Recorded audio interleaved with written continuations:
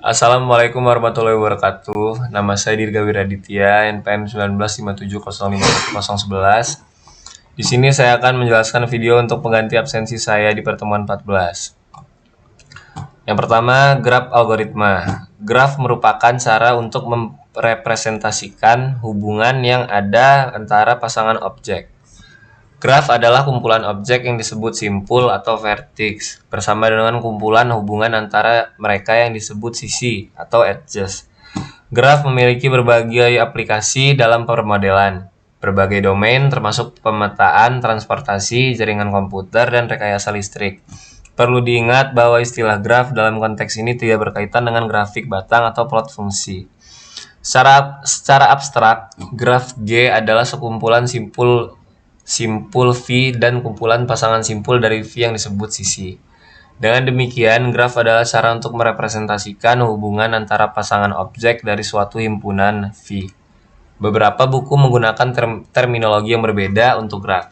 Dengan menyebut simpul sebagai node dan sisi sebagai busur atau arc, kami menggunakan istilah simpul dan sisi.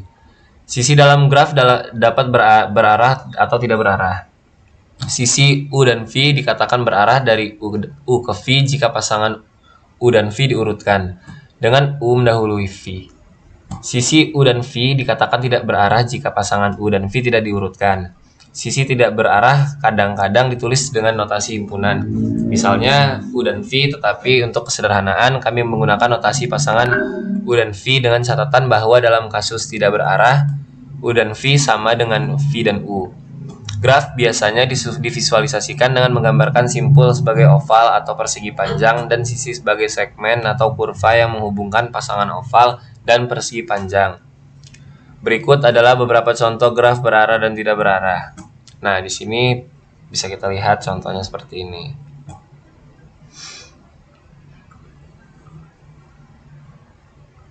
Nah, di sini untuk selanjutnya ada materi data structure untuk graf.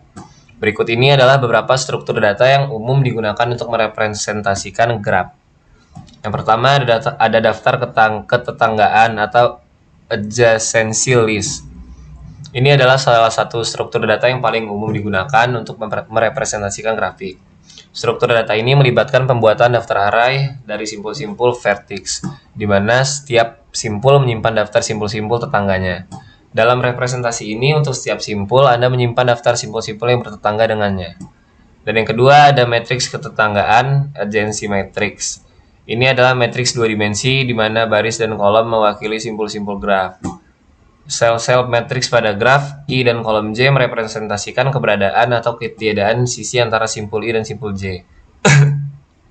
Struktur data ini cocok untuk graf yang padat atau dense, tetapi dapat menghabiskan banyak ruang memori jika grafnya besar.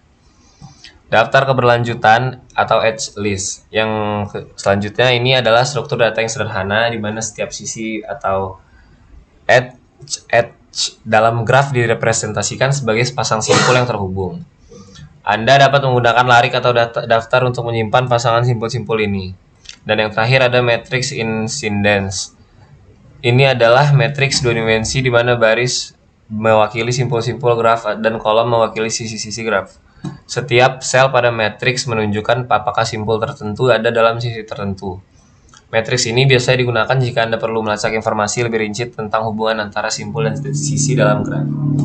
Setiap struktur data ini memiliki kelebihan atau kelemahan tertentu tergantung pada jenis operasi yang akan Anda lakukan dengan graf. Pilihan struktur data tergantung pada kompleksitas dan ukuran graf yang akan Anda tangani. Nah, di sini ada graf traversals.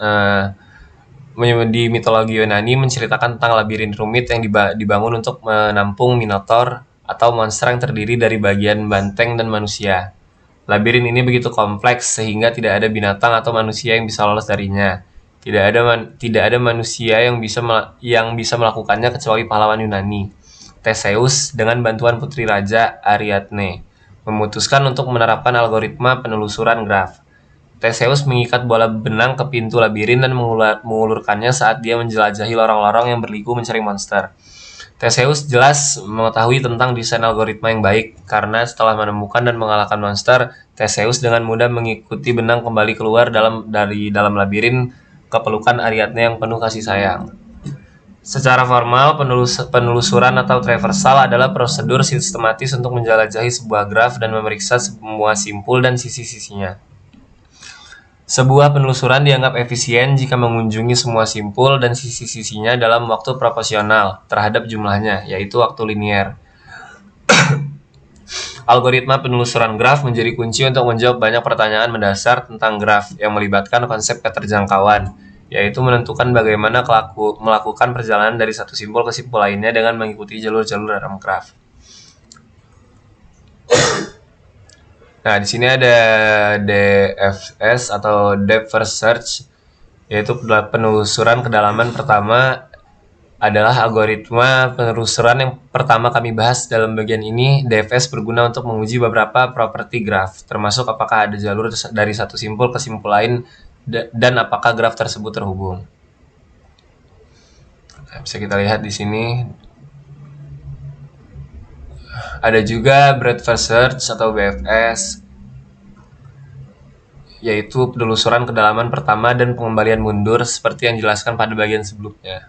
Mendefinisikan penelusuran yang dapat dilacak secara fisik oleh seorang individu yang menjelajahi sebuah graf. Nah, bisa kita lihat di sini juga. Kurang lebih video presentasi penjelasan dari saya. Jika ada salah kata, mohon maaf. Assalamualaikum warahmatullahi wabarakatuh.